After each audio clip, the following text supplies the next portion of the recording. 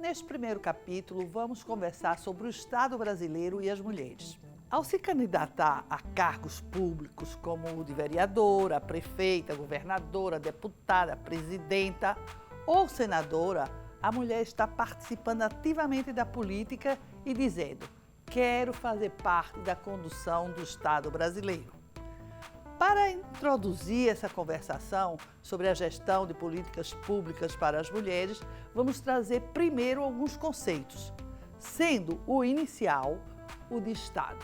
A palavra Estado, escrita com a letra E maiúscula, se refere a um dos mais importantes conceitos da ciência política e da geopolítica.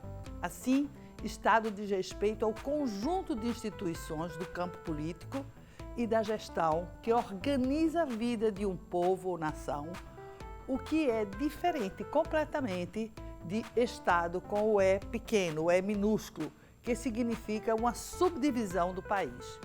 O Estado do Rio Grande do Sul, mas o Estado brasileiro, são duas coisas diferentes. Outra questão importante neste contexto é a diferença entre Estado e governo. O governo é apenas uma parte do Estado. É apenas uma das instituições do Estado. É a esfera pública responsável por administrá-lo. O Estado é permanente, enquanto os governos são transitórios. Nas democracias, os governos são elegíveis através do sufrágio, diferentemente do que acontece nas ditaduras e nos governos absolutistas. As definições do Estado estão expressas na Constituição e nenhum governo pode modificá-las sem consulta popular. O Estado brasileiro, por exemplo, é presidencialista. É uma república federativa, coordenada pela União entre o Legislativo, o Executivo e o Judiciário, pela partilha também entre a União, os estados e os municípios. Ele não pode se tornar parlamentarista, por exemplo, sem que seja uma decisão do povo por meio do voto. Outra noção importante neste contexto é aquela que nos ensina que o Estado e país compreendem conceitos diferentes. Enquanto o Estado é um conjunto de instituições, o país se refere às características físicas e sociais de um território e seus símbolos, a bandeira, o hino, etc. Assim, a nos referirmos ao Brasil, vamos dizer que ele é um país de dimensões continentais, onde reina uma grande variação cultural e climática, cuja bandeira é verde, amarela, azul e branca. Nenhum Estado ou partido político pode fazer uso dela para forjar sua própria identidade. Conhecer a dinâmica do Estado brasileiro, suas funções e competências é de total importância para o discurso da candidata e para o futuro de sua vida enquanto eleita para o exercício de um cargo público. Da mesma forma, conhecer a relação deste Estado com as mulheres e também com os homens são prerrogativas para conquistar votos junto ao maior eleitorado, que somos nós, as próprias mulheres. Assim, ao pensarmos nas mulheres, nas condições e no histórico das populações femininas, comparativamente ao que acontece e aconteceu aos homens nestes 520 anos de Brasil, podemos dizer, apoiadas em todo o sentido de justiça, que há no mundo realmente uma situação desigual entre eles e que as mulheres foram relegadas a uma situação de subalternidade e que o Estado cumpriu um papel negativo neste processo e que hoje, para se democratizar, necessita, primeiro, garantir urgentemente à população feminina o acesso universal e igualitário aos direitos, proposto pela Constituição Cidadã de 88. Segundo, apoiar as mulheres nas suas demandas por liberdade e emancipação. Trocando em miúdos, isso significa que o Estado brasileiro deve, além de proporcionar às mulheres o acesso às políticas sociais básicas atuais, se obrigar simultaneamente a promover a reparação das discriminações por elas sofridas na colônia, no Império e mesmo na República. Esse processo de dupla direção, voltado, de um lado, a garantir às mulheres o usufruto do pleno exercício dos direitos na atualidade, e de outro, para sanar as dificuldades de uma população feminina atravessada estruturalmente pela injustiça de um passado discriminatório, exige a formulação e execução de ações diferenciadas, de ações afirmativas, de políticas públicas especializadas, pela simples razão de que, ao se tratar igual, desiguais, não se produz a desejada igualdade entre eles. Para que o Estado brasileiro cumpra com o seu dever constitucional de promover a igualdade, ele terá que observar as reais condições das mulheres. Por isso, a estratégia de reparação das desigualdades de gênero, ou seja, das discriminações históricas sofridas pelas mulheres no Brasil em razão do sistema patriarcal aqui instalado a partir dos anos de 1500, é legítima e indispensável à sustentabilidade do Estado democrático de direito. Assim, os ajustes democráticos em relação às mulheres hoje, ou seja, a implementação de políticas públicas específicas para as mulheres, é o pagamento de uma dívida do Estado brasileiro e, por isso, não causam qualquer prejuízo ao cumprimento dos princípios de impessoalidade, moralidade, legalidade, publicidade e eficiência que norteiam a nossa administração pública. Resgatar essa dívida é motivo suficiente para a vereadora, a prefeita e todas as pessoas que exercem cargos públicos neste país buscarem estar conscientes de que a formulação de gestão de políticas públicas precisam incluir as mulheres como cidadãs titulares de direitos. Que a implementação de políticas públicas para as mulheres não é simplesmente uma escolha de dirigentes, muito menos algo que uns podem fazer e outros não, ou apenas ações dirigidas às mulheres em situação de vulnerabilidade socioeconômica, mas sim um dever de Estado para com todas as mulheres, que, portanto, deve ser assumido para promover a efetivação da cidadania de mais de 50% da população brasileira. Desta forma, as políticas para as mulheres não geram privilégios, corrigem injustiças e promovem a igualdade. Por isso, a participação do Estado no processo de transformação da condição feminina deve ser empreendida não apenas como necessária, recomendável e apropriada, mas obrigatória, uma vez que cabem a ele, ao Estado, prioritariamente, o dever e a possibilidade constitucionais de promover a universalização de direitos e a igualdade entre todas as pessoas no território brasileiro. Coerentes com esse pensamento, passaremos a estudar gestão pública e políticas públicas, explicitando o lugar das mulheres nesses processos. Portanto, não são só do interesse dos homens e mulheres que formam o Congresso Nacional e dos órgãos públicos federais, mas principalmente do interesse das pessoas que estão nas câmaras municipais e exercem o poder executivo local, como pretendem as candidatas das próximas eleições. Ninguém discorda que a saúde é um serviço essencial, portanto, obrigação do Estado.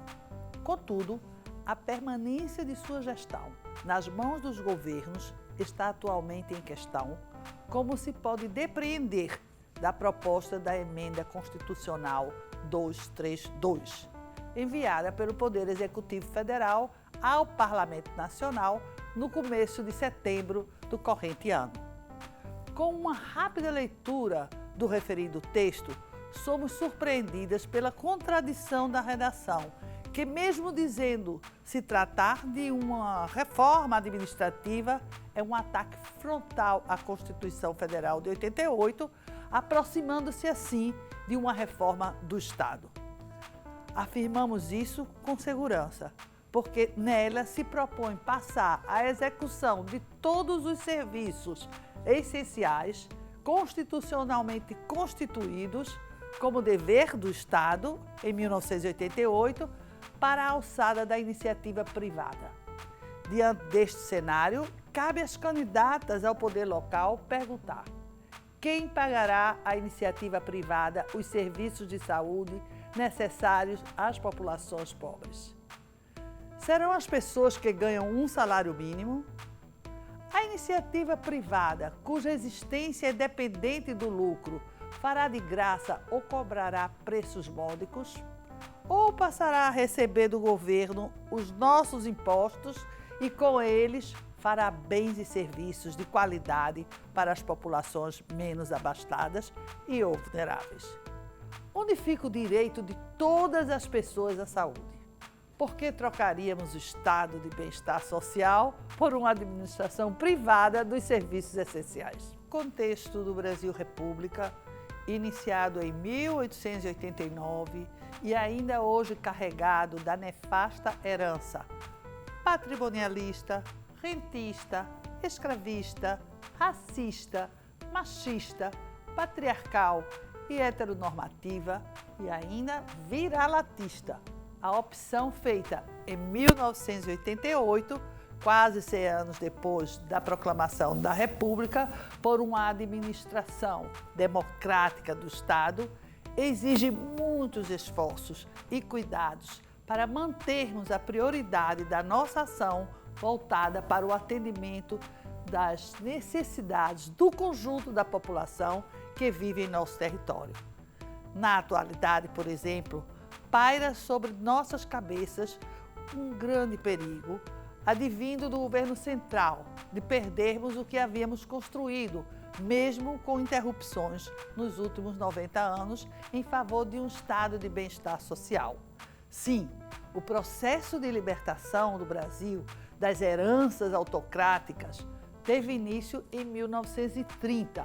Estávamos há 41 anos da proclamação da República e, finalmente, os governantes republicanos, eleitos pelo povo, começavam a renunciar discretamente a alguns dos vícios das administrações da colônia e do império, como o achismo e o apadrinhamento escancarado para o preenchimento de cargos do aparato do Estado.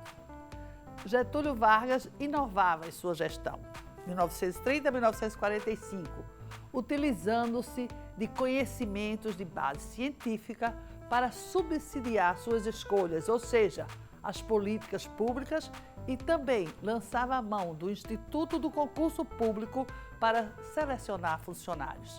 A grande meta era organizar o aparelho do Estado de acordo com um modelo burocrático racional. Era uma efetiva tentativa de enfrentar a prática de privilegiar os amigos do rei com empregos e oportunidades de acessar renda. Contudo, nesse avanço, nem as mulheres, nem as pessoas negras e indígenas estavam habilitadas a concorrerem a todos os cargos. Buscava-se cortar privilégios, mas mantinham-se as discriminações. Em 1934, as sufragistas brasileiras conquistaram o direito ao voto para as mulheres e essas passaram a ter também o direito de ser votadas. Entretanto, nem elas conseguiram até hoje conquistar uma representação sólida, nem naquele tempo eram aceitas para participar da maioria dos concursos públicos. Continuando assim, por muito tempo, completamente afastada dos governos, principalmente dos espaços de decisão das políticas públicas. De lá para cá, muita coisa mudou.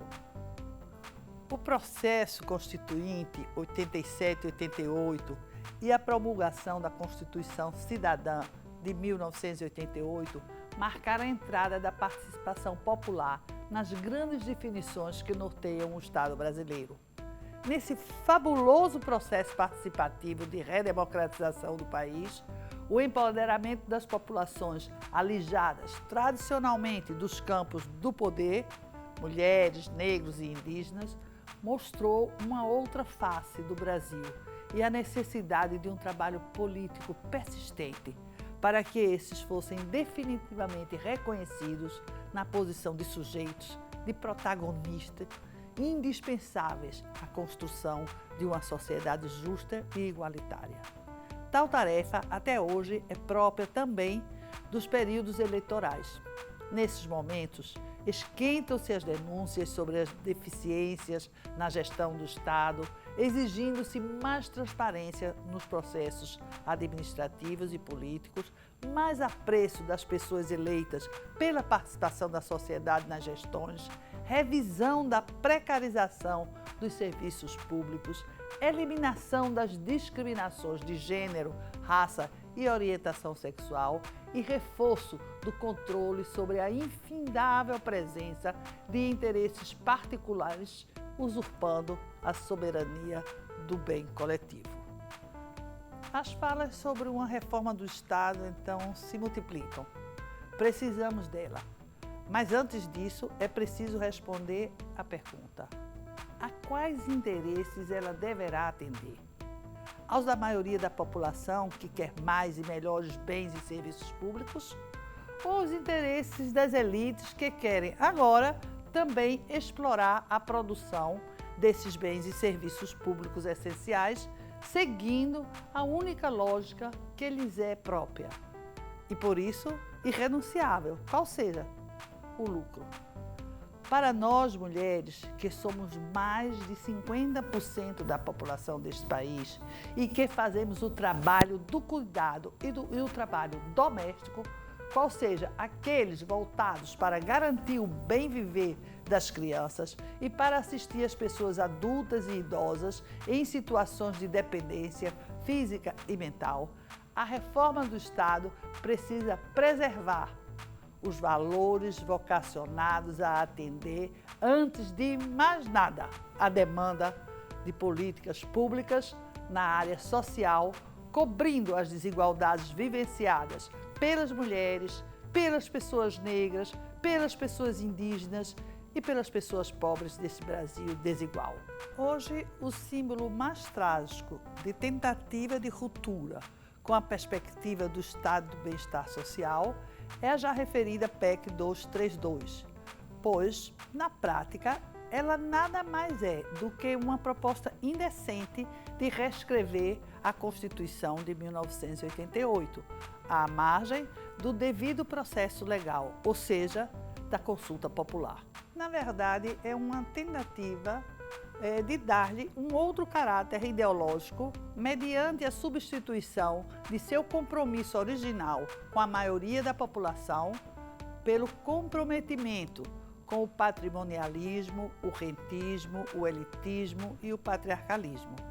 As nossas candidatas precisam não ter dúvida quanto ao fato de que não há nenhuma honestidade política nem qualquer possibilidade de progresso socioeconômico para o conjunto da população, muito menos para as mulheres, na realização de uma reforma do Estado sob o argumento de que é preciso diminuir o número de funcionários públicos porque a nossa máquina pública está inchada.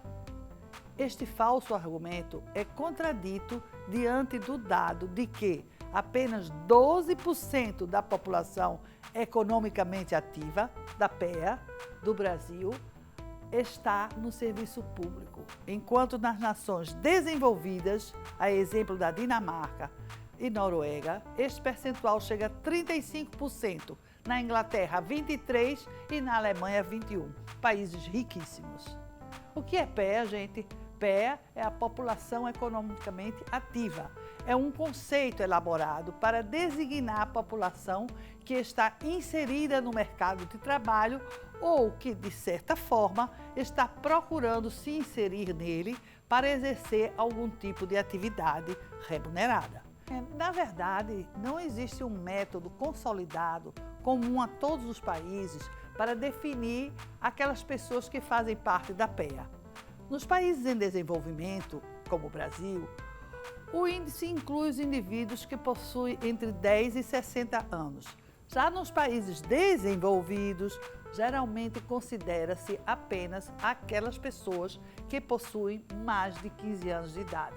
Desta forma, a parte da população que está desempregada e que não busca empregos, como crianças menores de 10 anos, estudantes que não trabalham e, vejam só, donas de casa não remuneradas, esse grupo não entra na PEA.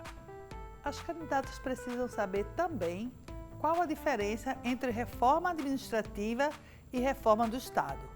A primeira não se imiscui em mudanças nos nossos valores constitucionais e pode ser feita sem consulta direta à população, apenas debatida pelos representantes do país no Congresso Nacional. A reforma do Estado atinge os princípios e fundamentos constitucionais e, para ser realizada, necessita de aprovação direta da população.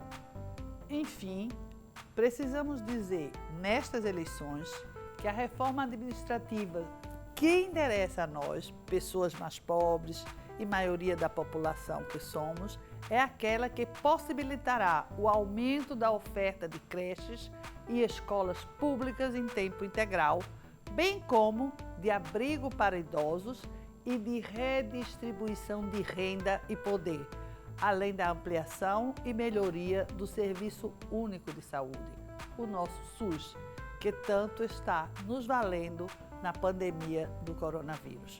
Por sua vez, a reforma do Estado que queremos e precisamos tem que continuar a levar em conta a nossa condição de sociedade diversa e desigual em gênero, sexualidade, idade, religião, raça, etnia, língua, renda, profissão, ideias, valores, interesses e aspirações.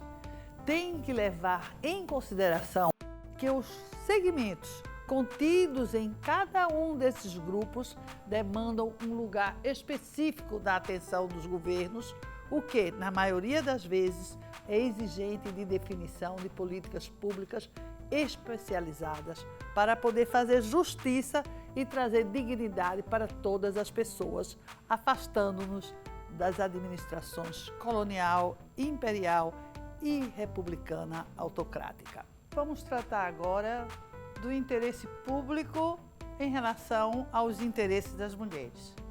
Vamos pensar o seguinte: será que, sendo as mulheres mais de 50% da população, cuidando prioritariamente das crianças, porque não são os homens que cuidam das crianças, cuidando também das pessoas idosas, cuidando das pessoas que estejam doentes, os interesses delas vai coincidir ou não com o interesse público, com o interesse coletivo? Claro que o interesse das mulheres são os mesmos interesses que o interesse público. Concordam?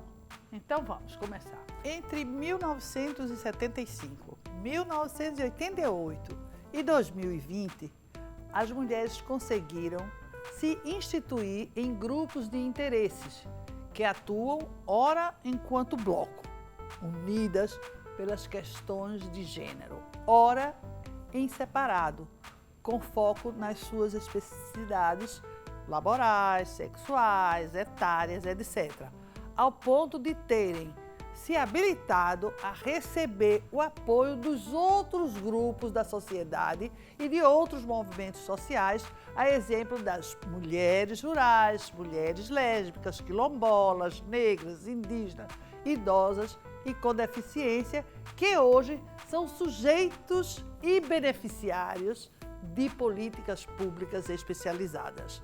Resumindo, o que aconteceu nesses 45 anos, liderados pela transformação das mulheres em protagonistas sociopolíticas, foi uma explosão social, esclarecendo ao Estado brasileiro que, para fazer políticas públicas universais, ele precisa trabalhar para além dos limites da igualdade formal. Precisa desenvolver a capacidade de incluir o diferente na sua condição de diferença para produzir a igualdade expressa no texto constitucional de 88. No âmbito interno da sociedade civil, os grupos de interesse, inclusive os de mulheres, sofrem oposição ou ganham apoio entre si no momento em que apresentam as suas propostas. Nesse contexto, como os recursos dos governos são limitados e escassos, As demandas dos indivíduos por bens e serviços públicos se conformam em disputas. Tais contendas, tais disputas são então conduzidas diante do Estado por grupos de interesses e não pelos indivíduos em particular. O interesse público se forma, portanto, por meio da disputa dos grupos da sociedade civil, organizada naturalmente, esclarecendo que o interesse público é plural e se conforma refletindo o interesse de diferentes grupos. Toda essa trajetória de disputas, muito conhecida pelos homens, no Brasil e fora dele, passou a ser trilhado pelas mulheres, levando-as a participar da agenda pública nacional, estadual e local. Esse fato inédito em nosso território levou as demandas das populações femininas à condição de objeto de interesse público e as próprias mulheres à condição de sujeito político, avolumando as disputas entre homens e mulheres no espaço da representação, cujo maior símbolo dessa tensão é a posição negacionista dos partidos às candidaturas de mulheres.